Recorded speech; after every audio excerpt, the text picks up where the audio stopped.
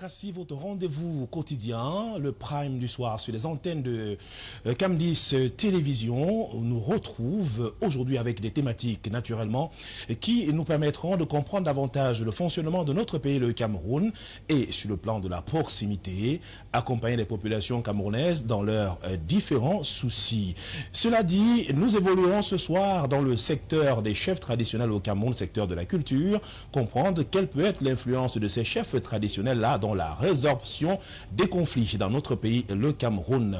Est-ce que ces chefs traditionnels qui pourtant indiquaient dans un premier temps que le gouvernement de la République devait leur donner des éléments essentiels en termes d'accompagnement sur le plan sécuritaire, en termes de moyens financiers pour qu'ils aillent s'expliquer alors rencontrer les dissidents entre guillemets dont ces partis inquiétés de notre pays, le Cameroun. Depuis quelque temps, ça jase.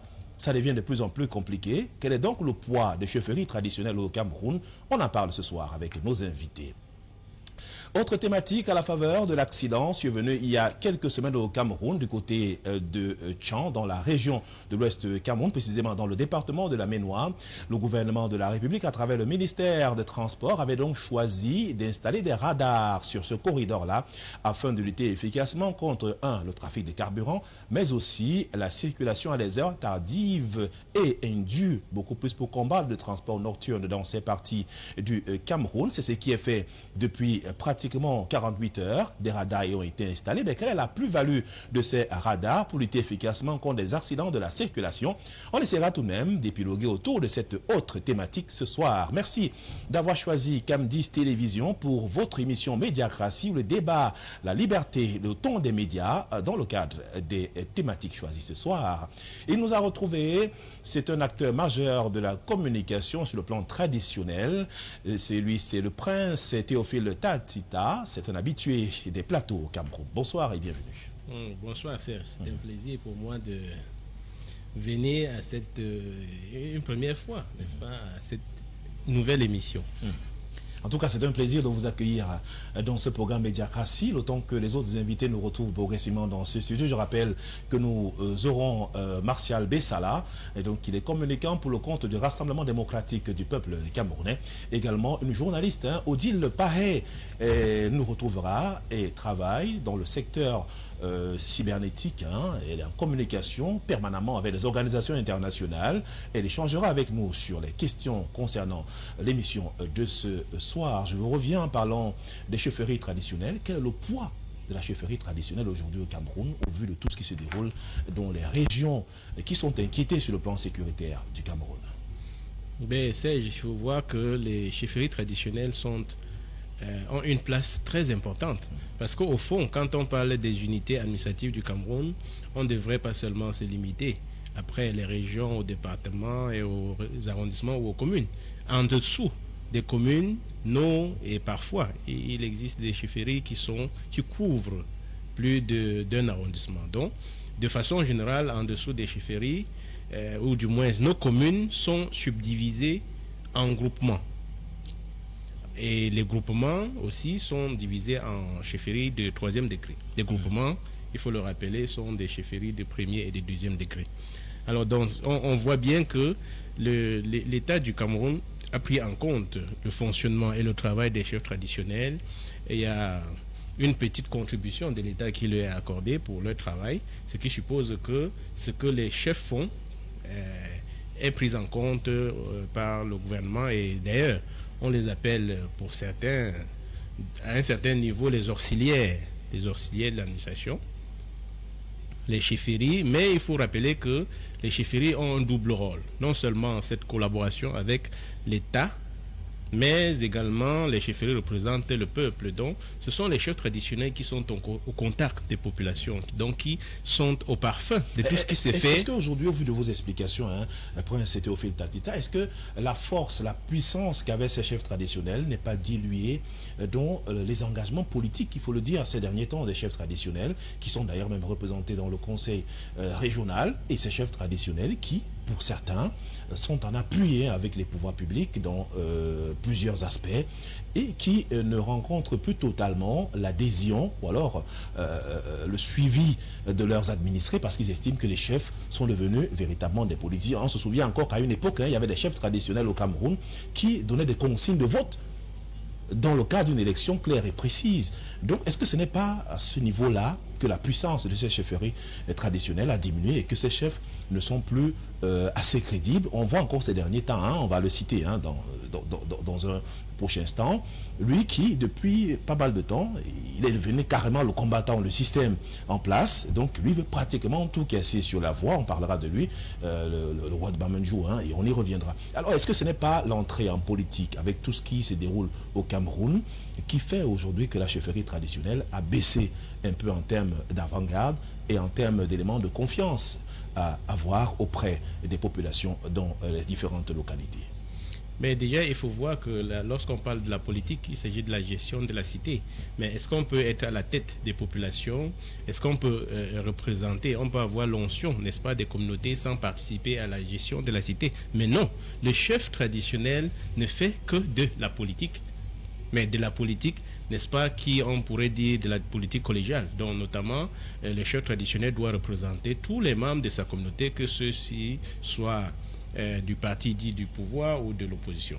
Et donc, en parlant de Majesté Soukoudjou, il est très connu parce qu'il a été un grand résistant pendant la période dans les guerres de Maquis. Et donc, notamment, il a joué un rôle politique.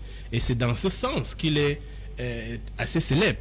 Il a fait des prisons parce qu'il luttait pour l'indépendance du Cameroun.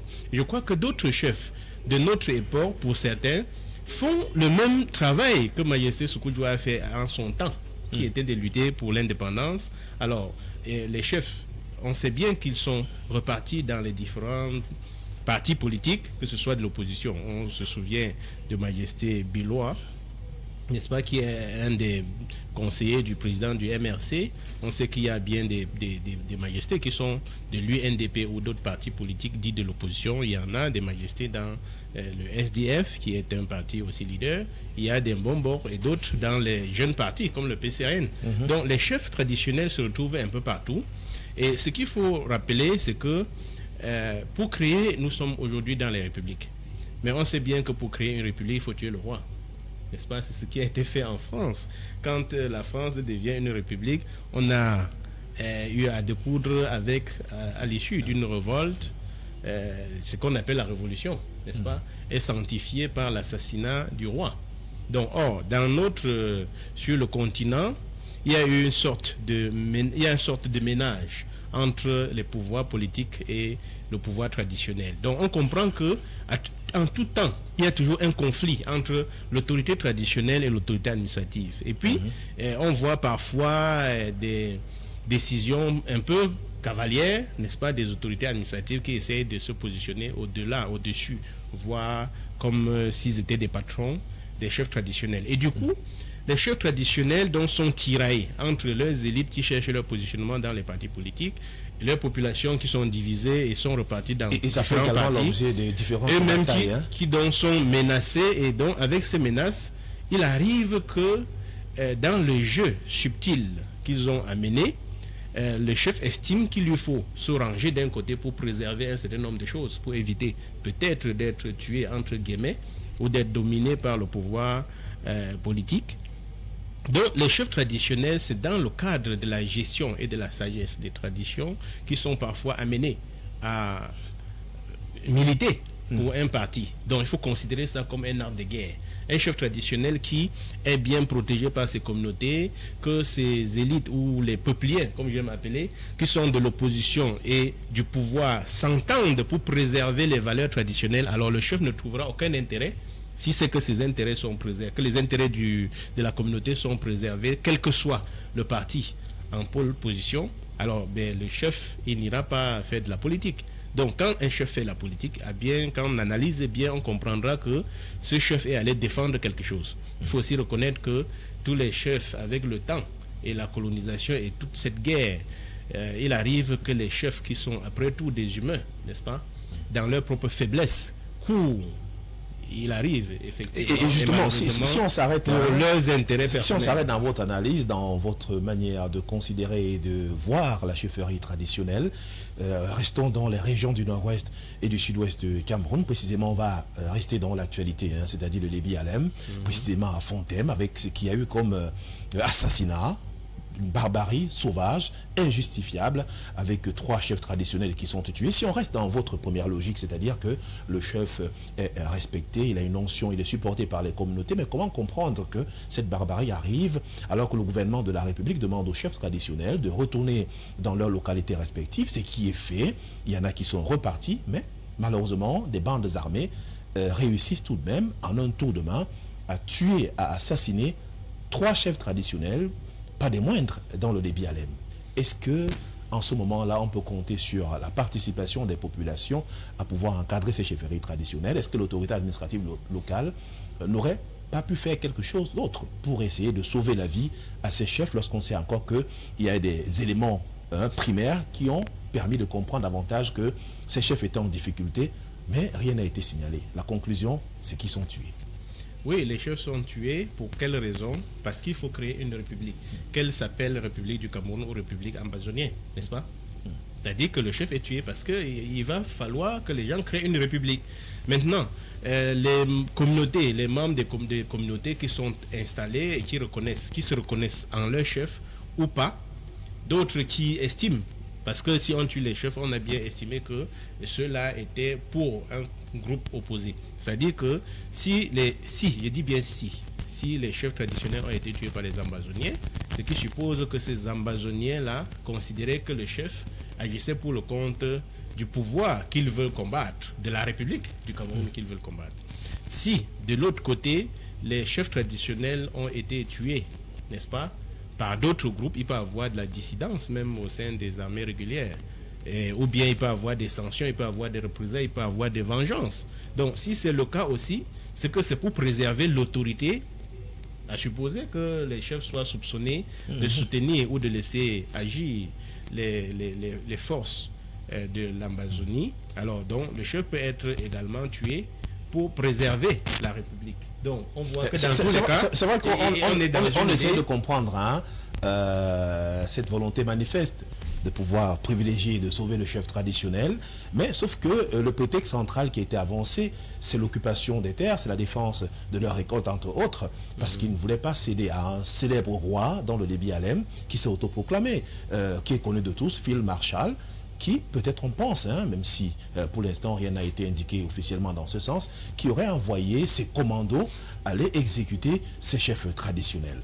Maintenant, est-ce qu'avec une situation telle que celle-là, est-ce que ça renforce davantage cette cohésion sociale et le diptyque armée-nation prôné par le chef de l'État du Cameroun en vue de renforcer cette synergie qui devrait exister entre les éléments des forces de défense et de sécurité du Cameroun et les populations locales? Ça devient difficile à gérer dans ces conditions. Mais comment penser un retour à la sécurité lorsque les éléments de base comme cela sont inquiétés par des bandes de voyous? Mais il faut reconnaître que les autorités traditionnelles travaillent en synergie avec les pouvoirs publics, puisque le chef qui est responsable de la communauté protège sa communauté avec l'autorité de l'État. Et donc, les chefs collaborent. En même temps que les chefs qui se trouvent dans une situation délicate, parfois connaissant un peu ceux-là qui, faisant partie de la communauté par le passé, ont décidé de se rebeller. Alors, les chefs arrivent parfois à s'entretenir avec ceux-là, essayent de les ramener à la raison. Parce que la raison, c'est laquelle? La raison, c'est que quelles que soient les forces en présence, quelles que soient les raisons pour lesquelles on fait la guerre, il faut préserver ce qui est l'essentiel, c'est-à-dire la vie des hommes, le territoire qui doit exister, puisque c'est un peu difficile de le dire, mais c'est la réalité. Le Cameroun existe avant l'arrivée des étrangers. Avant 1884, on n'appelait pas, c'était pas le Cameroun. C'est-à-dire, il y a eu les Portugais, on est parti de Camarouès, de Cameroun avec aujourd'hui, on est au Cameroun indépendant depuis 1960. Alors, rien ne nous dit que le Cameroun, d'ici 50, 20, voire 50 ans, aura soit toujours le même nom ou la même configuration. Par contre, ce qui restera et qui sera éternel, ce sont les populations. Ce sont les populations qui resteront toujours là en vie.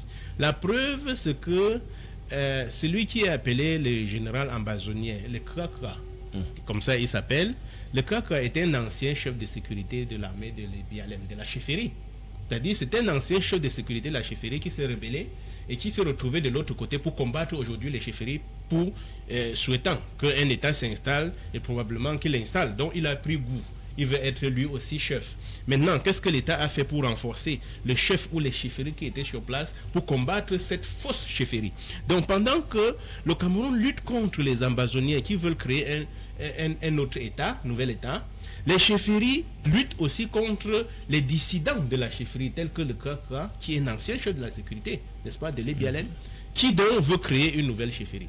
Et les chefs peuvent faire beaucoup de choses, mais les chefs ne sont pas toujours compris. Les chefs ne sont pas toujours compris parce que ce que les chefs proposent, le Kaka qui a été formé, il n'a pas été le seul à être formé. Il utilise à un niveau son expérience et le pouvoir qu'il a acquis dans la tradition, n'est-ce pas, pour combattre aujourd'hui ce qu'il appelle combattre la République. Par contre, si on donnait, et puis c'est pas complètement secret, les organisations de pouvoir traditionnels, notamment le Conseil panafricain des autorités traditionnelles, dont je suis l'un des responsables de la coopération, a eu à proposer à l'État du Cameroun non seulement l'intervention du Conseil panafricain pour appuyer leurs collègues de la zone anglophone nord-ouest, sud-ouest pour l'éradication de cette pandémie, il n'y a pas eu de suite. En dehors de ça, il y a eu des rencontres avec le Premier ministre qui a sollicité notamment une contribution des autorités traditionnelles. Alors, il y a eu une grande caravane des chefs. Et il y a eu des sollicitations de l'État, mais jusqu'aujourd'hui, les réponses ne sont pas toujours, c'est-à-dire l'accompagnement attendu des chefs traditionnels pour agir activement, pour lever les leviers, pour faire agir, n'est-ce pas, les éléments du pouvoir traditionnel. Il faut... Comment comprendre, voilà, comment mettre en évidence tout ce que vous indiquez lorsque la question sécuritaire se pose, même si les pouvoirs publics ont consenti les efforts dans l'intention de lutter efficacement contre ces bandes armées. On se souvient encore qu'il y a une semaine par là, une véritable riposte de l'armée camerounaise dans la région du sud-ouest, précisément au combat avec Ebov de Lao, entre autres, ces chefs traditionnels, ces chefs de gang, voilà, qui s'étaient véritablement investis pour mener la vue dure aux populations dans ces localités. Un bilan violent qui a fait véritablement des morts, et alors des personnes aussi arrêtées du côté de ces camps rebelles qui avaient attaqué donc une équipe pédestre qui sillonnait la zone, une équipe pédestre qui avait été engagée dans ces différents combats, allait faire un travail d'inspection sur le site, et alors ces mêmes rebelles ont choisi d'attaquer l'armée régulière. Maintenant, en ce moment, lorsqu'on a affaire à de telles batailles, à de tels agissements, est-ce qu'on peut garantir la sécurité des chefs? Est-ce que les questions qui ont trait à l'aisance, qui ont trait aux mesures d'accompagnement direct à donner par les pouvoirs publics sont encore à l'ordre du jour, alors qu'il faut mettre un accent particulier sur la sécurité et partager le renseignement avec les pouvoirs publics? Est-ce que les chefs traditionnels ne pouvaient pas entre-temps attendre afin de voir par la suite? Et on sait également que pratiquement 4 ans que le Cameroun est en guerre dans ces deux régions, et l'instabilité des populations, le déplacement des masses, donc des populations qui partent des régions du nord-ouest du Cameroun pour l'ouest, entre autres, et sans oublier les agressions. On a eu tout récemment un poste de gendarmerie qui a été attaqué par des bandes armées, avec pratiquement 3 éléments de force de défense et de sécurité tués. Est-ce que dans ce contexte, les chefs traditionnels peuvent-ils encore avoir voix au chapitre et avoir de la place pour résorber ce conflit? Bon, déjà, je vais répondre par quelques 2 images. Premièrement, on ne peut pas juger ce qui n'a pas été fait. C'est-à-dire que n'ayant pas donné la possibilité aux chefs traditionnels de montrer de quoi ils sont capables, on ne peut pas dire s'ils ont les capacités. Pour savoir s'ils ont les capacités, il faut leur donner ne serait-ce qu'un champ sur un espace expérimental. Et à ce moment-là, on pourra les juger. Deuxièmement, les approches ne sont pas les mêmes. Lorsque l'armée a ses stratégies, sa science de la guerre. Dans le domaine de la tradition, les stratégies de guerre sont il y a des aspects invisibles. Donc, dans la tradition, on peut agir, on peut combattre un mouvement sans forcément expliquer la manière par laquelle le mouvement a été combattu. Par contre, ceux qui sont dans l'armée régulière, et vous vous souvenez que certains des éléments ou des responsables de notre armée régulière sont même formés ailleurs. Alors, on aimerait bien que les chefs expliquent avant qu'on leur fasse confiance. Or, il faut d'abord faire confiance et juger après. C'est un peu à ce niveau que se trouve le nœud. Et on voit un peu le même problème dans le domaine de la médecine traditionnelle. C'est-à-dire que la médecine conventionnelle, puisque les responsables en charge du département qui s'occupe de la santé sont pour la plupart des experts formés à l'école moderne. Mais il leur est demandé d'évaluer, n'est-ce pas, ceux de la médecine traditionnelle. Donc on vous demande aux gens d'évaluer ceux qui ont fait qui sont experts dans un autre domaine. Ce qui ne peut pas marcher. C'est la même chose pour la guerre. C'est-à-dire qu'en matière de guerre, et puis on devait quand même comprendre, parce que tous les ambassoniens qu'on arrête, on les retrouve avec les gris-gris. Alors ce gris-gris-là, c'est un pouvoir aussi qui existe. Et c'est ce type de pouvoir qui n'est pas connu ou maîtrisé par l'armée régulière qui fait résister les Krakra. Ils font usage notamment de cette. Est-ce que finalement ce n'est pas de la. Est-ce que ça a véritablement une influence? Parce que on a vu, hein, même pendant que cette guerre battait son plein dans le nord-ouest du Cameroun, il y en avait qui arboraient des gris-gris, mais qui étaient tués par la suite. D'aucuns disaient que les gris-gris les rendaient invisibles. Est-ce que c'est resté le cas pendant longtemps? Et pourquoi les chefs traditionnels n'ont pas utilisé la riposte, peut-être mystique soit-elle, pour neutraliser ces bandes armées qui faisaient couler autant de sang? Mais c'est ce que je dis, c'est-à-dire que pour aller sur un terrain d'opération, il faut non seulement, quand le terrain est couvert par un État, il faut avoir l'autorisation de cet État pour aller agir sur le terrain. Ce qui suppose que si on dit les chefs traditionnels, on vous donne tel territoire et on vous donne tel temps pour dégager. Alors, ils vont poser un certain nombre de conditions. Peut-être demander à l'armée de ne pas y aller le temps qu'ils fassent leurs opérations. Donc, on ne peut pas, les chefs traditionnels ne peuvent pas déployer l'arsenal traditionnel pour faire la guerre tant qu'il n'y a pas... il n'y a pas un cadre de concertation. Il n'y a pas un cadre de concertation avec les pouvoirs et le déploiement de l'armée régulière. Notamment, il peut y avoir, non pas un cessez-le-feu, mais une petite retraite, le temps que les chefs traditionnels agissent. Mais pour le moment, il y a une crise de confiance à ce niveau-là. C'est-à-dire que les chefs traditionnels maîtrisent le renseignement plus que le système régulier. C'est-à-dire que les chefs traditionnels, ils savent quand ils ont des personnes qui travaillent pour les chefferies qui ne sont même pas très connues, qui sont fondues dans la communauté. Et justement, les ambassoniens utilisent beaucoup plus cet aspect dans le cadre de la guerre qu'on peut dire asymétrique ou parallèle. Et l'État, n'est-ce pas, essaie de faire les efforts. Mais si on avait confié aux autorités traditionnelles, et comme je l'ai dit, il existe des éléments ou des ressources de la tradition qui ne seront jamais dévoilées, n'est-ce pas, révélées à l'organisation politique moderne. Par contre, il doit y avoir une sorte d'entente pour que les ressources de la modernité soient utilisées, les ressources de notre patrimoine ancestral soient utilisées non seulement pour éradiquer, pour préserver la paix, mais aussi développer la convivialité. Et donc, les approches ne sont pas les mêmes. Donc, au niveau de la chefferie, on peut poser des actes.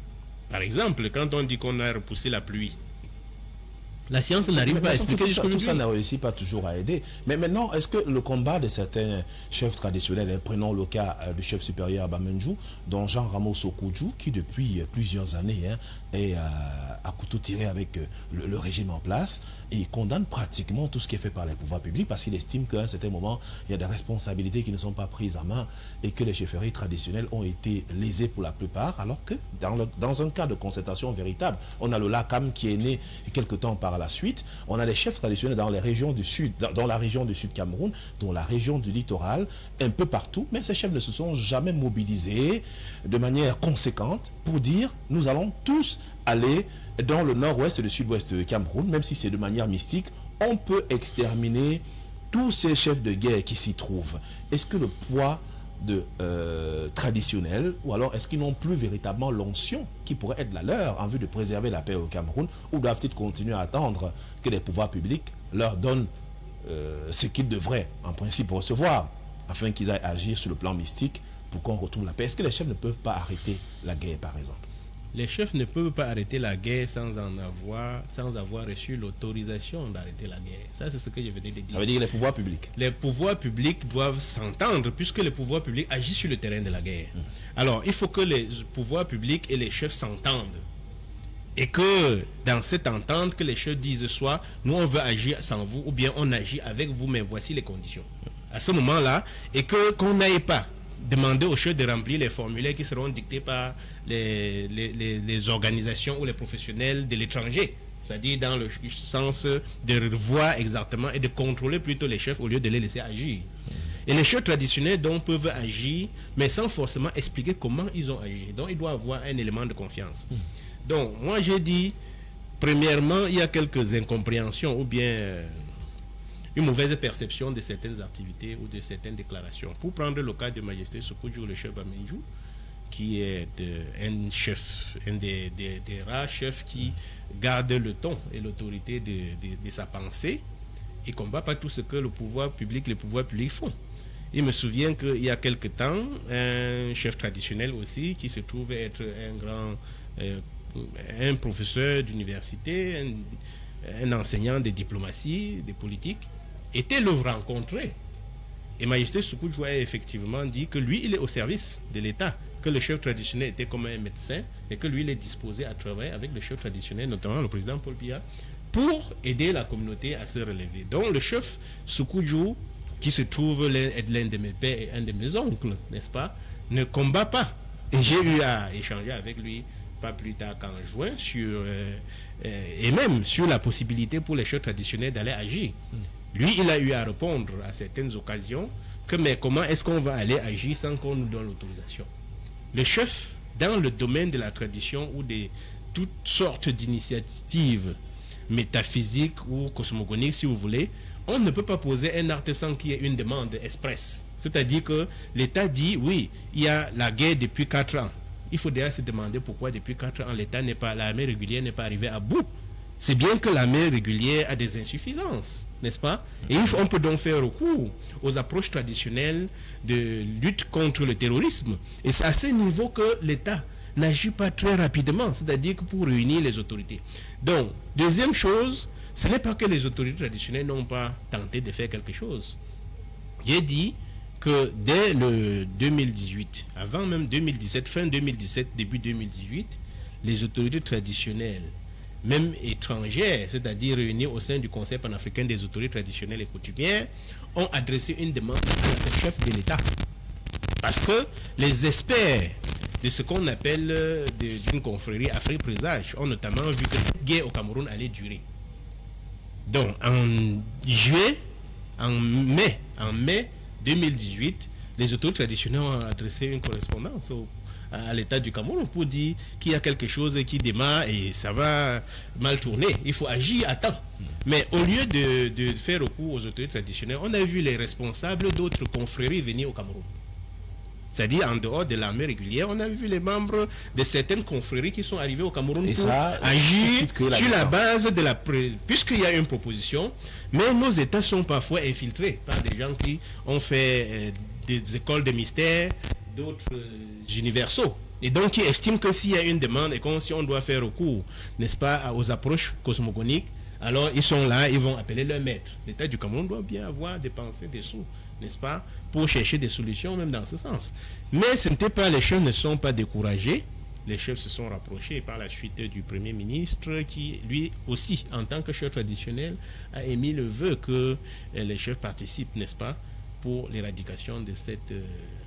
de ce mouvement terroriste dans la région du nord-ouest et du sud-ouest, ou de ces revendications, n'est-ce pas, dissidentes. Alors, les chefs ont lancé ce qu'on a appelé la caravane des chefs traditionnels pour la paix et le vivre ensemble. Ils ont notamment agi mystiquement sur un certain nombre, sur 6 régions, et les chefs sont allés dans le nord-ouest et le sud-ouest. Moi, je faisais partie de ces différentes délégations. Dans le cadre de la caravane des autorités traditionnelles, les chefs ont fait ce qu'il y avait à faire dans les lieux les plus mythiques, n'est-ce pas? Mais pour finaliser l'affaire, c'était à la veille du grand dialogue. Donc les chefs ont fait un travail qui n'est pas achevé. Et les chefs attendent toujours que le pouvoir public leur donne, c'est-à-dire que la possibilité de pouvoir terminer cette mission. Il faut avouer que le président de la République, lui, il est à l'écoute des chefs traditionnels, écoute. Mais autour de lui, ou bien il y a un certain nombre de messages qui n'arrivent pas jusqu'à jusqu'au bout, n'est-ce pas, pour que les travaux soient exécutés dans le bon terme. Mais vous pensez que véritablement, parce que il n'y a pas eu une entente réelle, il n'y a pas eu les besoins exprimés par les chefferies traditionnelles, ou ce qui est la cause du piétinement ou du surplace effectué par ces mêmes chefferies qui perdent aussi en termes de crédibilité sur le terrain. Est-ce que c'est cette distance qui désormais pourrait se creuser entre les chefferies traditionnelles et l'administration centrale dans certaines localités qui fait que les populations en elles-mêmes ont comme l'impression qu'elles ne sont plus véritablement suivies? D'où on a les actes de barbarie qui sont posés et on a le renseignement en lui-même qui n'est véritablement pas divulgué à l'endroit des forces de défense et de sécurité, parce que quel que soit le coup qui soit fomenté, il y a toujours eu quelque part un départ pour indiquer que ces mêmes bandes armées pourraient intervenir dans des localités bien précises. Est-ce que ce n'est pas cette synergie, je reviens sur la même question d'action, qui pose le problème aujourd'hui? Est-ce que les chefs ne peuvent pas réussir un temps soit peu à taire un peu leurs orgueils et à choisir de travailler délibérément pour les pouvoirs publics avec des missions de proximité en sensibilisant davantage les populations? C'est vrai que c'est au risque et au péril de leur vie. Je dis qu'il y a, bon, je vais rappeler un autre élément. Les chefs traditionnels ont fait une autre proposition dans le cadre de la collaboration assez proche avec les pouvoirs publics, ont notamment adressé une demande pour travailler de façon formelle dans ce sens, pour implémenter ce qu'on a appelé un mécanisme d'alerte, n'est-ce pas, rapide au niveau des communautés. Mais le dossier est resté jusqu'aujourd'hui, il n'y a pas, c'est pas finalisé. Donc, encore une fois, je dis que les chefs traditionnels ne peuvent pas se lever pour aller agir, puisque même pour agir dans leur propre communauté, il y a les sous-préfets qui sont à leur trousse, qui les marquent, n'est-ce pas, au pas. Il y a sur un territoire qui est en conflit, le territoire étant en conflit, il y a bien les éléments de l'armée régulière qui agissent. Donc, il faut qu'il y ait une synergie. Donc, les chefs traditionnels, par eux-mêmes, ont pris un certain nombre d'initiatives, ont exécuté un certain nombre d'activités, de tâches et de rites, mais ne sont pas arrivés au bout, n'est-ce pas? Puisque leur action a été interrompue par le grand dialogue. Le grand dialogue qui a contribué à calmer, mais par la suite, ce travail devait être finalisé. Ça n'a pas été finalisé jusqu'aujourd'hui. Donc, je crois qu'on est toujours dans les préparatifs, mais entre-temps, il y a les chefs qui payent de leur vie. Il n'y a rien qui arrive sans que dans le domaine des chefferies traditionnelles, on ne sache. J'ai dit, et il y a des traces, n'est-ce pas, qu'en mai 2018, il y a une adresse du Conseil panafricain au chef de l'État pour dire il y a quelque chose de pas bien, il faut agir, et les autorités et les forces traditionnelles sont prêtes pour venir secourir leurs confrères du Cameroun qui sont en danger et qui s'embarquent comme ça dans une guerre, ou du moins qui sont pris au piège d'une guerre qui risque de durer longtemps. 2018. 2019, les choses sont allées rencontrer le Premier ministre, ont engagé justement cette activité qui n'est pas achevée jusqu'aujourd'hui. Donc il faut reconnaître que le président, il a accordé, n'est-ce pas, le haut patronage pour la marche des chefs traditionnels sur l'ensemble du territoire national pendant 3 mois, du 22 juin au 22 septembre. Et donc, les chefs en cours de route ont demandé le rallongement, n'est-ce pas, de cette période pour pouvoir finaliser un certain nombre d'activités, puisqu'ils avaient eu des difficultés, notamment au niveau des ressources, pour agir efficacement. Donc, aujourd'hui, les chefs peuvent, mais les chefs ne sont pas soutenus, ne sont pas accompagnés suffisamment, n'est-ce pas, pour éradiquer... Donc, pour revenir, peut-être pour sortir dans quelques instants de cette même thématique, on reprend le scénario. Les chefs traditionnels ont été reçus, prenons le cap du nord-ouest et du sud-ouest Cameroun, il y a quelques mois, presque un an déjà par là, avait été reçu par le chef du gouvernement de la République, parce que lorsqu'il a pris son pouvoir, il était nommé par le chef de l'État, il allait faire tout un tour dans le sud-ouest pour voir et discuter en indiquant que nous allons ouvrir les voies de la paix et de la stabilité du Cameroun, ce qui a été fait. Un temps soit peu, il est rentré, et cette fois-ci, il a été également accompagné par le MINAT, par la suite, le MINAT qui a pris le relais à recevoir les chefs traditionnels, ici même à Yaoundé, en disant qu'il faudra effectivement que les chefs traditionnels rentrent dans leurs localités respectives, parce que les populations sont presque abandonnées à elles-mêmes, en proposant des garanties de sécurité avec les autorités administratives locales, les préfets, les sous-préfets entre autres, qui prendraient toutes leurs responsabilités avec les éléments de défense et de sécurité sur le plan national pour assurer la sécurité de ces chefs traditionnels. Ces chefs traditionnels, une bonne frange, ces chefs sont repartis chez eux, mais est-ce qu'il y a une forte garantie qu'au-delà d'aller investir, retourner dans leur chefferie, que ces chefs ne pourraient pas souffrir demain, lorsqu'on sait encore que, je le rappelle, qu'il y a des localités, des zones dans le sud-ouest Cameroun qui sont littéralement contrôlées par des bandes armées, par des rois, par des rebelles, et l'armée régulière n'a pas accès ou alors ne peut pas intervenir dans ces localités afin de réduire le taux de violence que l'on observe, la barbarie, parce qu'en fait, il y a des actes qui sont posés que l'on ne voit pas. Mais c'est ce qui est relayé à Mondovision, qui est quand même su et connu de tous. Est-ce qu'en ce moment-là, en les renvoyant là-bas, ce n'est pas une manière de leur dire « allez défendre », mais sauf que les mesures de sécurité n'ont pas totalement été prises dans leur ensemble. C'est-à-dire, est-ce qu'on peut avoir un gendarme, par exemple, ou un policier derrière chaque chefferie traditionnelle, ou alors un contingent de militaires pour assurer en termes de sécurité? Est-ce que ces préalables, lorsqu'ils ne sont pas réglés dans la question de fond, ne vont pas toujours faire qu'on tombe dans les mêmes travers? Parce que dans un village, lorsqu'on exécute 3 chefs traditionnels, il y a la confiance qui baisse à l'endroit des pouvoirs publics. Il y a la sécurité qui devient de plus en plus inquiétante. Comment faire pour réguler tout cela? Donc je dis, il faut que les gens soient déjà sincères. Parce que les chefs traditionnels ou les chefferies traditionnelles ont leur propre armée. L'armée traditionnelle qui existe. Le CREC en fait partie. Et il a été formé, n'est-ce pas, dans les milieux traditionnels. Et nul doute que lui, il utilise sa formation dans les chefferies traditionnelles pour combattre l'armée régulière. Alors, donc, il faut qu'à un moment donné, le pouvoir public reconnaisse, n'est-ce pas, l'expertise de la chefferie traditionnelle et leur accorde les moyens. Il faut un dialogue, il faut une confiance, il faut qu'il y ait une entente franche pour une collaboration qui soit responsable.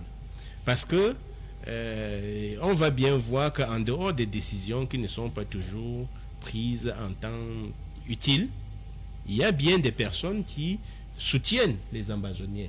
Certains sont tapis dans le gouvernement, n'est-ce pas? Tout comme il y a des gens qui soutiennent, qui sont tapis dans le gouvernement et qui sapent tout le travail du président de la République, il faut le reconnaître. Il y a des personnes autour du président qui dénoncent. Donc alors, comment ça se fait que tout ce que les chefs demandent, on joue? Il y a une sorte de ruse. Parce que cette situation arrange forcément un certain nombre de personnes. Vous imaginez que tant qu'il y a guerre, il y a vente d'armes. Il n'y a pas que les organisations internationales, il y a l'économie de la guerre. Donc il y a des personnes qui n'ont pas intérêt à ce que cette guerre s'arrête. Tous les coups, tous les assassinats ne sont pas des assassinats toujours, n'est-ce pas? Il y a les assassinats qui sont faits pour instaurer la terreur, pour conforter les équipes, pour que ce mouvement de guerre dans les deux sens, qui est un mouvement démoniaque, n'est-ce pas, poursuive son sale travail. Donc il y a des personnes qui ne sont pas honnêtes, qui sont tapis, que ce soit dans le gouvernement. Il faut reconnaître qu'il y a des limites, n'est-ce pas, de l'armée régulière à ne pas pouvoir éradiquer cette guerre-là pendant on est à plus de 4 ans. Donc il faut reconnaître qu'il y a des faiblesses. Et donc il faut qu'à un moment donné, sincèrement, que les parties prenantes puissent s'asseoir. On ne peut pas demander et qu'il y ait un dialogue franc. Qu'il y ait un dialogue franc, un dialogue sincère, discret. Pas des dialogues sur les écrans de télé. C'est-à-dire qu'on ne parle pas d'un grand dialogue télévisé, mais des concertations qui soient des concertations franches avec des personnes qui ont encore le sens de l'humain. Parce que c'est quand même sacrilège que des gens fassent le commerce sur la vie des humains. Et c'est ce qui se fait malheureusement. Si en dehors de leur formation dans les milieux traditionnels, cette bande-là, le CREC, ils sont équipés. Ils ont des armes sophistiquées. D'où leur viennent les armes? Il y a forcément des financiers, il y a des narcotrafiquants qui sont derrière et qui sont à la manœuvre et qui facilitent ce type d'action, parce que l'autre élément, d'ailleurs quelques observateurs faisaient cette remarque en disant que si les rebelles ou alors les sécessionnistes, appelons-les comme vous voulez, réussissaient à avoir des armes de qualité qui sont, ou alors les armes de destruction massive, on ne sait pas ce qui pourrait se passer par la suite. Ils ont des armes qui ne sont pas aussi influençables que ça. Mais est-ce qu'aujourd'hui, si on ne réussit pas à mettre la main sur cette économie de guerre, dont l'intention naturellement pour ceux qui motivent cette guerre, est-ce qu'il n'y a pas une volonté politique d'indiquer clairement qu'il faut qu'on mette fin à la barbarie en tenant à main les responsabilités, par exemple motivées par le chef de l'État, par un quadrillage systématique de toutes ces zones pour amener la paix dans ces régions du Cameroun. Prenons le cas, même si derrière cela, il y aura une vulgarisation des associations des droits de l'homme qui vont lutter contre le Cameroun, entre autres, à travers plusieurs rapports qui sont rendus publics, incriminant notre pays dans ces conditions-là. Vous avez un pays comme l'Éthiopie. Quand ça allait mal dans le Tigré, le chef du gouvernement a dit « allez et restaurer la paix ». L'armée régulière allait travailler. C'est terminé là, il n'y a plus de bataille dans le Tigré. Est-ce que ce n'est pas une question qui a trait à une volonté politique, par exemple du chef de l'État, qui demande que dans ces localités-là, que l'armée fasse son travail, au-delà de la volonté qui soit celle des organisations des droits de l'homme, mais que l'armée régulière prenne en main ses responsabilités et que les populations civiles, innocentes, partent de ces zones-là afin de nettoyer, comme on dit, et de rendre pur et de rattraper tous ces bandits, tous ces brigands qui sont dans les forêts et qui commettent des crimes. Parce que lorsqu'ils sont en liberté et lorsqu'ils continuent leurs besoins, on a des Camerounais qui décèdent, d'autres sont décapités, d'autres sont tués dans des conditions atroces. Ah bon, peut-être c'est que vous n'avez pas la bonne information sur la nature même de la guerre. Il s'agit d'une guerre, on dit, parallèle, une guerre asymétrique. C'est une guerre dissimulée. C'est-à-dire que les espaces où la guerre se fait entre les sécessionnistes et l'armée régulière, c'est des bandes vides où les gens vont tirer un peu comme si on était en champ de guerre, dans un champ de guerre. Mais après tout, on ne sait plus où se retrouvent ces sécessionnistes, où ils vivent. Ils ne vivent pas complètement dans la forêt. Les kidnappings qu'on fait, c'est par qui? C'est pas des personnes qui sont dissimulées dans la population. C'est-à-dire que quand on parle de la guerre qui dure, la guerre dure parce que les protagonistes se retrouvent tous dans le même village. C'est-à-dire que les gens qui sont contre la République sont dans le village, ceux qui sont pour la République sont dans le village, et les renseignements se font, et puis on élimine des personnes. Donc c'est une guerre dans la communauté. Et c'est pour ça qu'il faut qu'il y ait une sorte d'entente, pour qu'à travers un dialogue communautaire, que les problèmes soient résolus. C'est-à-dire que, et puis il faut chercher il faut écouter, n'est-ce pas? Il faut écouter, parce que quand on n'écoute pas ceux qui sont en train de se plaindre ou qui réclament quelque chose, parfois ils ne savent même pas exactement ce qu'ils veulent. C'est-à-dire à un moment donné, dans le cadre du dialogue, des palabres, qu'on arrive à écouter les uns et les autres, mais dans un cadre communautaire traditionnel, pas avec les écrans de télévision, parce que certaines personnes qui peuvent reconnaître avoir fait la guerre sont dissimulées. Il peut avoir des aveux, n'est-ce pas? Mais ces aveux ne doivent pas être faits sous les caméras. C'est vrai qu'on a vu quelques personnes lors du grand dialogue qui sont venues se confesser, mais si c'était suffisant, la guerre se serait arrêtée. La guerre ne s'arrête pas parce qu'il y a beaucoup de personnes qui sont là, qui sont des responsables, qui marchent, mais qui ont à voir. Vous n'allez qu'à voir, il y a actuellement un procès au Rwanda. N'est-ce pas, un responsable d'hôtel, quelqu'un qui à l'époque était considéré comme un grand bienfaiteur, qui sauvait les gens, mais après les enquêtes, il se trouve que c'était lui qui organisait, qui avait formé un groupe de rebelles pour faire la guerre.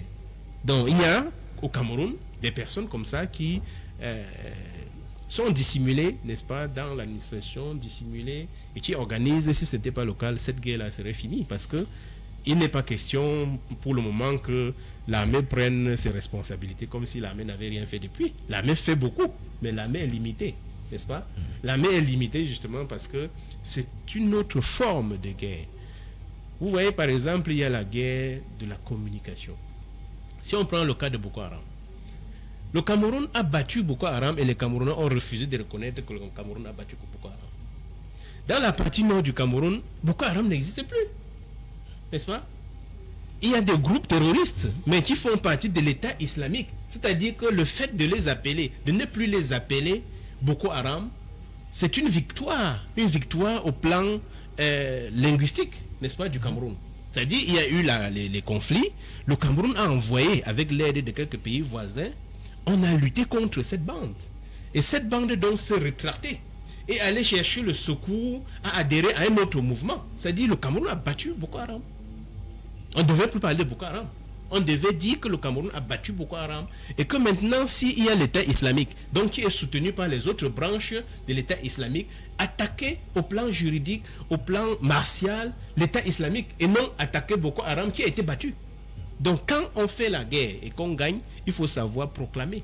Et surtout que cette guerre a été déclarée à Boko Haram par le chef de l'État du Cameroun, il était du côté de la France. Il a dit qu'il déclare la guerre au Boko Haram. Et il a gagné Boko Haram. Il a fait cette guerre et il a remporté. C'est vrai que l'ennemi ne dort jamais. Hein. On sait qu'entre-temps, il y a quelques exactions qui sont commises dans le septentrion du Cameroun, donc des actes isolés, et qui voudraient faire vivre ce mythe en indiquant qu'il y a toujours toute cette grosse influence dans cette localité de Boko Haram. Mais au risque de frustrer un peu les personnes qui sont là et qui subissent, n'est-ce pas, les exactions qui existent toujours. Mais organisé par, c'est-à-dire que tenu par une organisation internationale qui s'appelle terroriste international, qui s'appelle l'État islamique. Ce n'est plus le Boko Haram, le groupe, n'est-ce pas, qui avait déclenché cette guerre et contre lequel le chef de l'État du Cameroun s'était engagé. Alors, ce groupe a été vaincu. Mais maintenant, les services de la communication, que ce soit de l'armée ou même des médias, devraient reconnaître au Cameroun cette victoire. Et en reconnaissant la victoire du Cameroun sur Boko Haram, ça permettait de développer maintenant des stratégies appropriées pour lutter contre l'État islamique. Donc maintenant, on continue à lutter contre Boko Haram, qui est tombé, n'est-ce pas? Donc on ne peut pas gagner quelque chose qui n'est plus sur le terrain. On peut par contre lutter contre l'État islamique qui existe et donc qui a ses soutiens. Et notamment, on saura couper ce soutien, ces branches et ces groupes qui réussir. Et c'est la même chose pour le nord-ouest et le sud-ouest. Il faut identifier. Est-ce qu'aujourd'hui on a les mêmes groupes? Au début, on parlait de la grève des enseignants, des avocats. Est-ce qu'on a les mêmes revendications? Justement, parce donc, que si à un moment, on est parti des revendications corporatistes. On avait commencé par les avocats, il y a eu les enseignants. Mais l'État du Cameroun a trouvé également des voies et moyens, des palliatifs. Il y a eu pratiquement toute une section de la common law à l'ENAM. Il n'y a que dans les administrations publiques qu'on a renforcé avec des effectifs d'expression anglaise. On a permis à les Camerounais de travailler davantage. Donc, mais d'où vient-il aujourd'hui que la sécession, finalement, décide de mettre à mal le Cameroun? C'est un autre débat. Voilà, c'est-à-dire qu'il faut étudier la progression et savoir exactement à quel groupe on a affaire aujourd'hui. Est-ce que c'est le mouvement sécessionniste ambazonien qui est une revendication de type politique, n'est-ce pas? Est-ce que c'est de ça qu'il s'agit? Est-ce que c'est les bandes de bandits? Parce que la façon par laquelle on combat les bandits qui font des kidnappings, elle est bien différente, n'est-ce pas, des approches qu'il faut mettre sur pied pour combattre une organisation d'intelligents, n'est-ce pas, comme des avocats qui avaient un certain nombre de revendications, ou alors comme des politiciens de cette localité qui cherchent à avoir un État. Or, on a bien vu des responsables et des leaders du nord-ouest et du sud-ouest. Pour la plupart, les responsables du sud-ouest étaient plutôt pour une fédération à 10 régions. N'est-ce pas? Donc, on n'a plus affaire aux mêmes personnes, on n'a plus affaire au même mouvement. Mais, parce qu'on mélange un peu tout. Et maintenant, comment faire pour en sortir? On va sortir également de cette thématique avec la dernière préoccupation, lorsqu'on sait encore que ceux qui, au premier moment, donc aux premières heures de la vulgarisation de cet état virtuel, vous avez Ayoub Tabé et compagnie, il était du côté des États-Unis d'Amérique, il y a pratiquement 4 ans par là, faisait la promotion même, allait dans les négociations en présentant un drapeau avec des passeports, avec également toute une carte nationale dédiée aux membres, ou alors aux ressortissants de cette partie. Le Cameroun était déjà partitionné à ce moment, mais aujourd'hui, les acteurs de première heure de ce mouvement-là sont aux arrêts.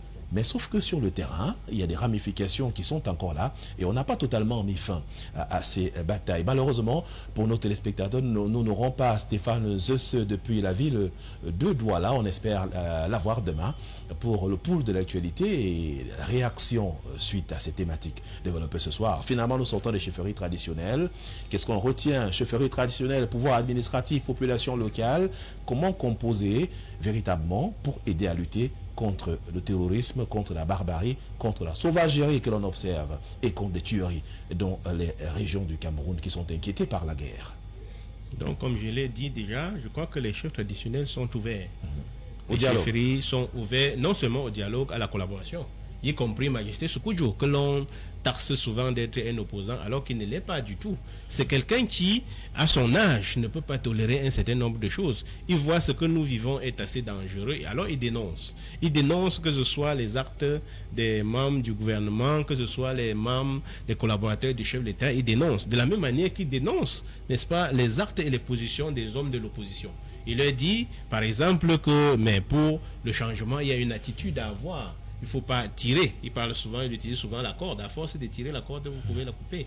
Donc, il s'adresse aux Camerounais de tous bords politiques. Ce n'est pas un opposant. Donc, tous les chefs traditionnels, les organisations des chefferies traditionnelles sont ouvertes au dialogue et à la collaboration, sont prêtes, n'est-ce pas, à mettre la main, à accompagner, à aller, n'est-ce pas, sur un certain nombre d'aspects sur le terrain avec l'armée régulière, mais sont aussi surtout disposés et agir au plan traditionnel pour lutter contre les mouvements qui soient de Boko Haram dans le Grand Nord, des mouvements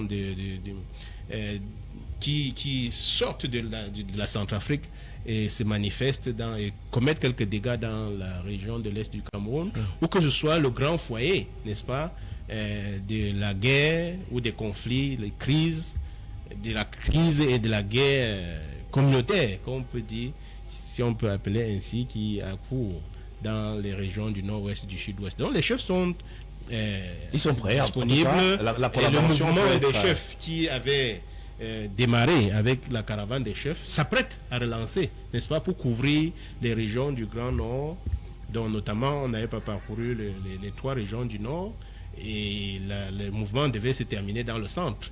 Et également, on envisage de retourner dans le nord-ouest et le sud-ouest. Donc, les chefs traditionnels responsables de la caravane des autorités traditionnelles et coutumières, notamment l'initiateur Majesté Essoua, qui est le chef, aujourd'hui également délégué régional représentant l'autorité coutumière, les chefs de Bachenga, ils sont à l'œuvre. Majesté Mbassi, n'est-ce pas, qui est le coordonnateur national du Conseil panafricain, ils sont à l'œuvre.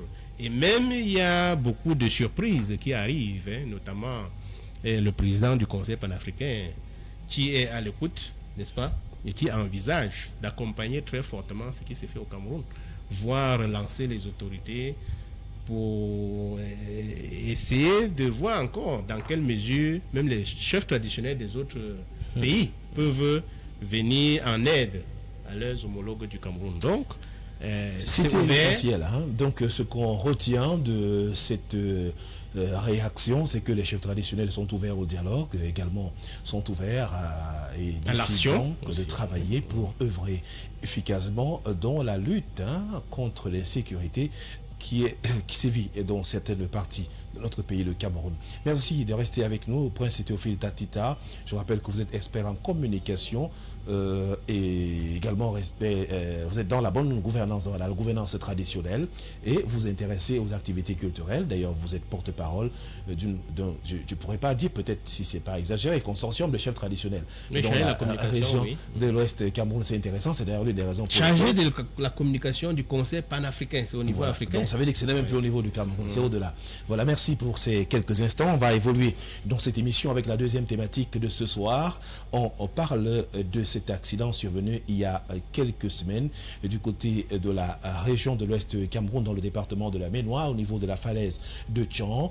Plusieurs membres du gouvernement de la République sont allés sur le site pour voir, d'abord dans un premier temps, les conditions difficiles dans lesquelles s'est déroulé cet accident, avec un car de transport qui avait à son sein plus de 70 personnes et par la suite rentré en collision avec un camion transportant des bidons pleins de carburant, d'où l'explosion par la suite qui a entraîné pratiquement 55 morts sur le carreau. Le Cameroun était frappé par ce deuil, par cette nouvelle tragique qui a plongé le pays dans la tristesse, dans la consternation et dans l'émoi total, d'où la participation de plusieurs membres du gouvernement de la République qui sont allés sur le terrain voir les conditions de cet accident de la circulation et par la suite aller reconforter les familles. Et pour d'autres membres du gouvernement, le cas du MINAT, ministre de l'administration territoriale pour la Tangandi, qui allait dire toute la compassion du chef de l'État du Cameroun avec la prise en charge de l'État du Cameroun des rescapés de cet accident. Alors, l'une des résolutions fortes prises par le gouvernement de la République, c'est de mettre sur pied des radars de surveillance. Il y en a pratiquement 2 depuis hier qui sont en circulation dans cette localité. C'est pour contrôler le flux de véhicules qui se déploient dans cette zone. Également, lutter efficacement contre le carburant illicite transporté en nocturne. Est-ce que ces radars qui sont mis en place aujourd'hui sont une véritable réponse à la question des accidents dans ces localités lorsqu'on sait encore que les voyages nocturnes sont de plus en plus nombreux et que de manière clandestine, le trafic de carburant sur cet axe-là s'opère? Est-ce que les radars viendront résoudre véritablement un problème? Est-ce que systématiquement, on va attraper ceux qui sont dans l'illégalité et ceux qui ne respectent pas la réglementation en vigueur afin d'être sanctionnés? Est-ce que c'est une réponse, ce qui a été posé par le gouvernement de la République à travers le ministère des Transports?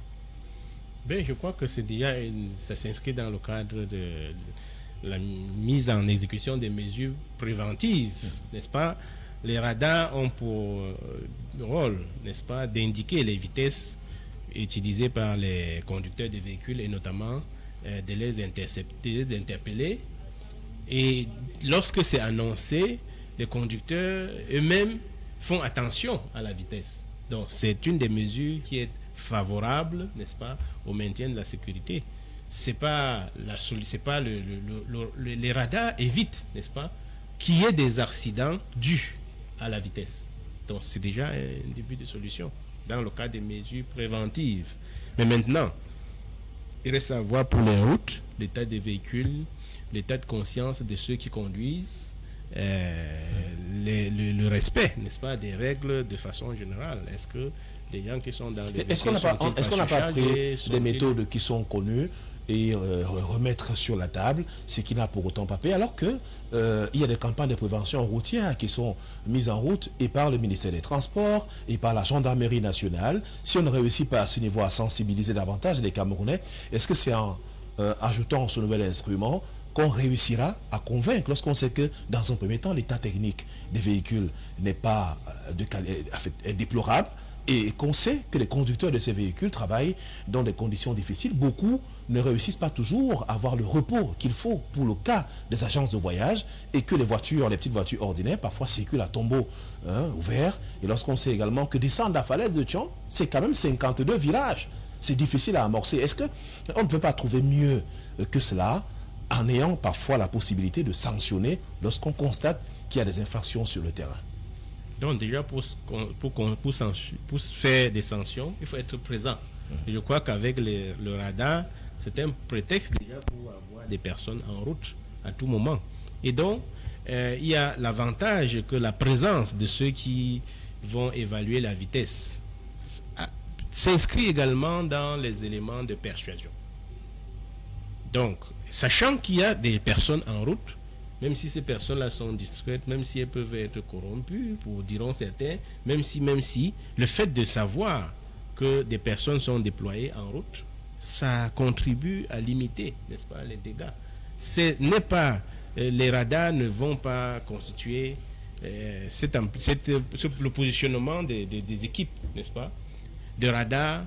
C'est pas l'unique solution, mais c'est déjà un début de solution. C'est déjà un début de solution. Maintenant, il reste à déployer les équipes aussi pour veiller à ce que les conducteurs soient en bon état. Il faut une sensibilisation même au niveau des agences, puisqu'on se souvient que ces accidents-là sont arrivés par les conducteurs appartiennent aux compagnies. Donc il faut sensibiliser ces compagnies, il faut veiller à ce que ceux qui conduisent puissent être en bon état de santé, parce qu'il arrive que les mêmes personnes voyagent plusieurs fois et que des accidents peuvent être dus à la fatigue. Et il faut s'assurer aussi que ces personnes maintiennent et sont en bon état d'esprit, n'est-ce pas? Que ce ne soit pas des gens qui sont déjà fatigués ou bien qui ont pris quelques stupéfiants. Ça fait partie de... Il faut également que les passagers aussi soient sensibilisés. Et qu'il y ait même des alcotests. Oui, voilà. Parfois, le poids des véhicules change du fait du nombre exponentiel de passagers, n'est-ce pas, à l'intérieur des bus, dont les surcharges. Il faut notamment voir ça. Qu'on n'ait plus la ligne centrale avec des bancs. Voilà, effectivement. Mais il faut aussi qu'on puisse pas seulement sanctionner les conducteurs ou les agences, mais également les passagers quand c'est nécessaire. C'est-à-dire que si on trouve les gens dans un bus en surcharge, qu'on puisse, comme cela se fait ailleurs dans d'autres pays, qu'on inflige des peines des pénalités aux passagers qui supportent, n'est-ce pas, que d'être mis mal à l'aise dans les bus, ce qui peut aussi entraîner des accidents. Donc il y a une batterie de mesures qu'il faut mettre en œuvre, mais surtout il faut veiller à leur bonne exécution. Bonne exécution sur le terrain, les mesures prises par le gouvernement de la République. En tout cas, c'est une valeur ajoutée pour lutter contre l'insécurité routière. Ces radars sont installés depuis hier au départ de la ville de Bafoussam, donc pour se diriger du côté de la falaise. Et on espère également que ces instruments qui ont été mis en place avec un personnel qualifié, et on nous a expliqué, d'ailleurs on a l'occasion de voir que les radars qui ont été installés pouvaient capter les véhicules qui allaient jusqu'à 100-120 km/h et réussir à filmer la plaque d'immatriculation et faire interpeller par la suite par les forces de défense et de sécurité du Cameroun, et que aussi à la même occasion on pourrait flasher même en nocturne, les camions qui circulent de manière illégale, notamment les camions qui transportent du carburant, on peut dire du carburant de la contrebande, pour circuler dans cette zone. On filme et puis le lendemain, des rapports sont faits et que les responsables, les propriétaires de ces engins soient interpellés pour le cas d'espèce et voir quels sont les contenus qui sont disponibles et les raisons pour lesquelles le trafic se fait dans la nuit alors qu'il y a des heures qui sont indiquées. Il y a aussi que les agences de voyage transportent beaucoup plus de personnes, parce que le dernier cas en date partait de Douala pour Bafoussam. Il était presque à destination. Malheureusement, cette collision avec ce camion transportant du carburant, peut-être de la contrebande, peut-être un carburant qui pouvait être un carburant normal, mais sauf que à cette heure de la nuit très avancée, et ce que cela a créé comme drame a endeuillé également des familles dans notre pays, le Cameroun.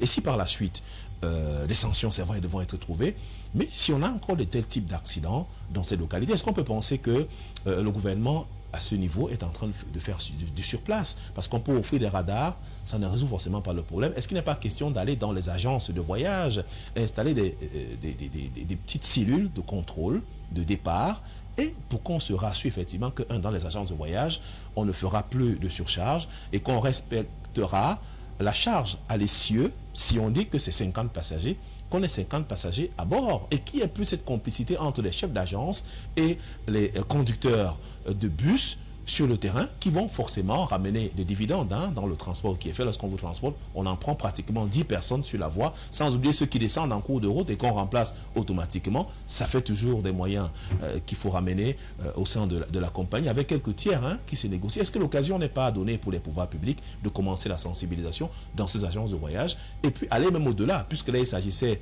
d'un camion transportant de carburant, d'aller aussi sanctionner, même sensibiliser les camionneurs pour que de tels actes, qu'on ait pu avoir des excès de vitesse, et lorsqu'on sait encore que la nuit, la visibilité est assez réduite, qu'il y ait moins d'accidents, pas seulement dans la région de l'Ouest, dans d'autres localités du Cameroun aussi. Je crois que l'accident qui a déclenché ce processus a traduit la permissivité dans un certain nombre de secteurs, notamment la circulation et la distribution du carburant frélaté. Donc, ça, c'est tout un dossier. C'est-à-dire qu'il faut voir ça. Je ne pense pas que c'est le même département ministériel qui s'occupe de cette question. Donc, on demande à ce niveau-là une synergie, n'est-ce pas, des membres du gouvernement pour voir, parce qu'il se trouve là qu'il y a la piraterie ou le détournement de carburant quelque part. Et ce carburant, il faut voir s'il est toujours de bonne qualité. Si ce n'est pas le cas, il peut également, c'est-à-dire la qualité de carburant consommé peut abîmer, n'est-ce pas, les véhicules et contribuer à participer à ce qui est des accidents. Donc, il y a ça qu'il faut voir, le circuit de distribution du carburant, la source de ce carburant, comment est-ce que ceux-là se sont déplacés, parce que le lieu de l'accident, ils ont dû parcourir des longues distances pour y arriver. Alors, comment sont-ils arrivés à ce niveau? Il faut voir, il peut y avoir eu corruption, il peut y avoir qu'il ne s'agit pas seulement d'un élément isolé, mais qu'il y a toute une bande, n'est-ce pas, tout un réseau de trafic de carburant avec des complicités à tous les niveaux. au très grand niveau, n'est-ce pas, du contrôle de la route. Donc, ça ouvre les voies à la vérification d'un certain nombre de choses. Maintenant, pour ce qui est des sensibilisations, on ne peut pas se limiter, puisque on espère que ce n'est pas un mouvement spontané qui va aussi s'arrêter comme ça d'ici peu. Puisqu'il y a eu accident, les gens se créent des missions, on essaie de déployer, de faire encore des petits marchés, mais il faut que ça s'inscrive dans un programme pérenne. C'est-à-dire qu'il ne faut pas agir seulement par à-coup.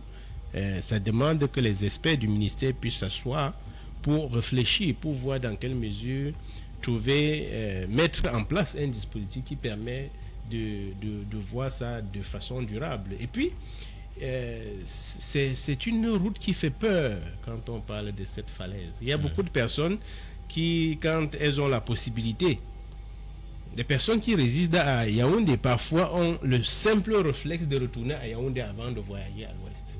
Parce que rien que cette zone est assez dangereuse. Donc on peut voir si c'est pas possible de trouver des voies de contournement, soit en créant des tunnels pour éviter cette localité qui est vraiment dangereuse. Il y a beaucoup de tournants. Je pense que c'est un raccourci. J'ai eu l'occasion de faire la falaise de Tian. Je dis c'est 52 virages depuis le départ, et donc jusqu'à Sonchou en bas là-bas, avant de retrouver la région du littoral. Voilà, c'est un grand raccourci, ce qui suppose que si on fait des tunnels, ce sera encore plus court, puisqu'on contourne parce qu'on veut sauter. Et ça va demander des investissements. Oui, ça va demander un investissement sur la vie, un investissement à long terme et qui évite, ou alors on n'a qu'à créer un peu des voies aériennes, un peu comme on fait en Chine. C'est-à-dire, au lieu de passer sur c'est pas bien encadré, parce qu'on peut bien tracer, faire la route. Il faudra oser. On a besoin de faire des routes. On a besoin de développer, parce qu'on parle des grandes réalisations. Comme ça, pas évident. On parle de grandes réalisations ou de la consolidation de ces réalisations. C'est l'occasion, n'est-ce pas? C'est l'occasion d'aller essayer un peu de faire aussi ce qui se fait ailleurs pour protéger. Je crois que la vie n'a pas de prix.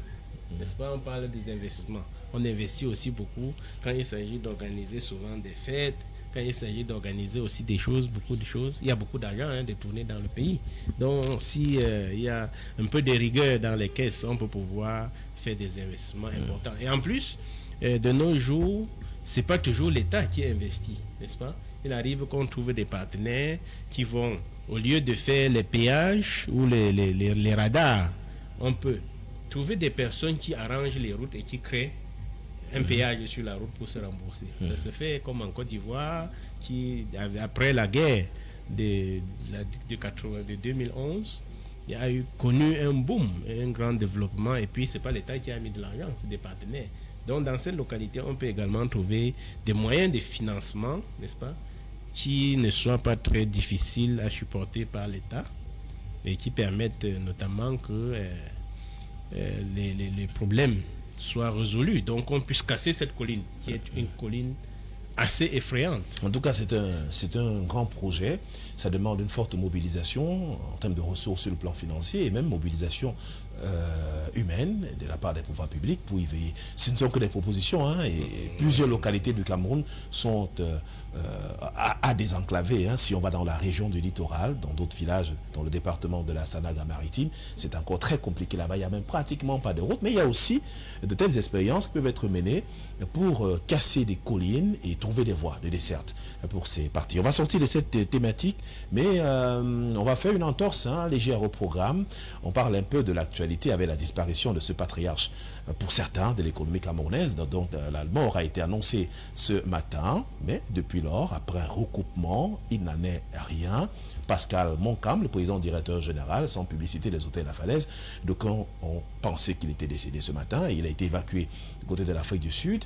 Quel est votre regard? Quel est votre regard sur ce grand homme qui reste en vie, parce que sa famille, son fils vient de démentir il y a 10 ans que son père est bel et bien vivant. C'est vrai qu'il a des problèmes de santé, mais qu'il n'est pas encore mort. Mais ce que je sais, c'est que le grand patriarche Moncam, le grand homme d'affaires Moncam, il fait partie de cette rare espèce d'homme d'affaires, n'est-ce pas, qui marche pas avec les caméras, qui ne fait pas assez de publicité, et pourtant qui fait de très grandes réalisations. Donc c'est quelqu'un qui a fait beaucoup d'investissements au Cameroun, notamment avec les hôtels La Falaise, qui c'est des hôtels de très grand niveau. Et je crois que qui a aussi porté le nom du Cameroun assez haut pour à travers ses investissements en Afrique du Sud. Je ne sais pas si il en a fait dans d'autres pays, mais c'est un grand nom. Et je crois que si le nom, ces annonces-là ont circulé, c'est justement parce qu'il s'agit d'une très grande personnalité. Et on lui trouve pas assez de... C'est pas quelqu'un qui est assez critiqué, comme on le dit. C'est quelqu'un qui est assez discret. Donc c'est un grand homme. Donc son fils a bien fait de corriger cette information qui n'était pas exacte. Et qu'à partir de maintenant, on sait qu'il est souffrant. Et c'est ce qui arrive on sait à qu'il est tout le souffrant. monde. Et ce n'est pas la première fois qu'il soit évacué vers l'Afrique du Sud. Hein. Et on sait qu'il a de très gros investissements de ce côté-là. Toute une chaîne hôtelière à Johannesburg, à Pretoria, et d'autres investissements dont le secteur de l'immobilier, on le rappelle, des résidences Moncam en Afrique du Sud, et Tamboti House qu'il a eu l'occasion de construire, sans oublier la grande résidence qu'il a sur la façade principale, sur l'axe principal, Johannesburg-Pretoria. C'est une maison adossée sur une montagne qui appartient à un ancien sultan des Émirats Arabes Unis. Il a choisi d'acheter. C'est merveilleux, c'est paradisiaque, tout ce que ce grand homme a fait du côté de l'Afrique du Sud. Il n'est pas le seul. Vous avez d'autres qui font dans la quincaillerie au Cameroun et qui sont dans l'ameublement aujourd'hui et qui sont sur place. Ont aussi également des investissements en Afrique du Sud. Ce n'est pas la première fois qu'on annonce porter disparu ces grandes personnalités. Et ça va être pratiquement quelques années records de disparition des grosses légumes de l'économie du Cameroun. Fotso Victor, Kadi de Fotso sont tous décédés. Et si aujourd'hui Pascal Moncam, ce sont les opérateurs économiques dans notre pays de la première heure, venaient aussi à disparaître, on espère qu'ils ont pu tracer la voie pour leurs enfants, afin que leurs entreprises perdurent pour le bonheur de l'économie du Cameroun. Mais on a vu le cas de Fotso Victor, on a vu le cas de André Soeng. C'est difficile, l'après-disparition du patriarche à gérer, les tribunaux s'en occupent. On a également le cas de Paul Sopro prise par le passé, qui aujourd'hui, tous ces investissements ont été mis sous scellé par les pouvoirs publics pour éviter qu'il y ait mort d'homme. Oui, je crois que quand on s'est battu dans sa vie pour réaliser des si grosses œuvres, on représente quelque part aussi...